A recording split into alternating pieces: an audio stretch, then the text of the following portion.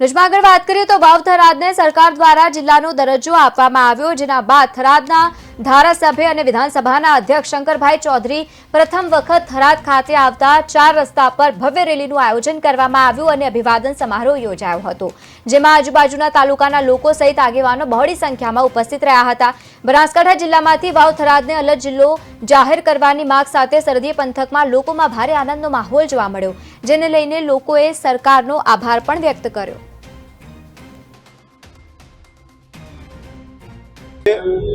નવી ઉમંગ સાથે નવા જિલ્લાની શરૂઆત જે પ્રમાણે દેશના પ્રધાનમંત્રી મોદી સાહેબે આ વિસ્તારની અંદર નર્મદાનું પાણી આપી સુજલમ સુફલમની વ્યવસ્થા કરી અને જે પ્રમાણે નવી ભેટ આપી હતી, જે પ્રમાણે નવા એરપોર્ટની ભેટ આપી છે બનાસકાંઠા જિલ્લાને, એ જ પ્રમાણેનું એક નવા જિલ્લાની પણ ભેટ આપી છે। એટલે આ જિલ્લાના વિભાજન નહીં, મીડિયાએ જે ચલાવ્યું છે વિભાજન નથી, આ નવનિર્માણ છે। માના પેટમાંથી કોઈ બાળકનું જન્મ થાય, કોઈ મામાંથી વિભાજન નથી થતું, એ નવા બાળકનો જન્મ થયો છે। તો આપણે પણ જરા વાતને સમજીએ કે નવા જિલ્લાનું નિર્માણ થયું છે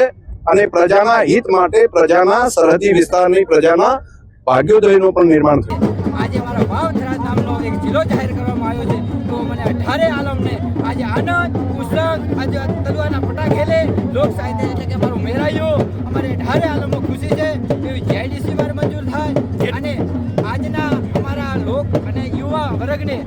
રોજગાર મળી રહે એ માટે અમે ખુશીને આનંદથી છું, હું આનંદથી ભરાઈ ચૂક્યો છું। 18 આલમને હું બે હાથ જોડીને કે આજનો આનંદ એ ક્યારનો આનંદ, આજ દર વર્ષે આ તારીખ આ તચ એટલે તિથિ આવે ત્યારે ઉજવવામાં આવે વાવ થરાદ જિલ્લો, એ બદલ હું તમામ ભારતીય જનતા પાર્ટીના આગેવાનોને અને માનનીય વડાપ્રધાન નરેન્દ્રભાઈ મોદી સાહેબને હું ખૂબ ખૂબ શુભેચ્છા પાઠવું છું।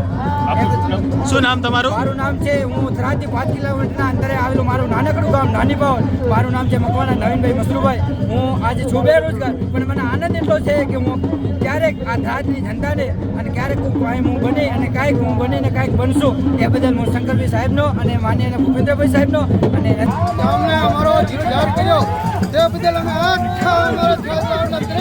તાલુકાના જિલ્લાના ખૂબ ખુશી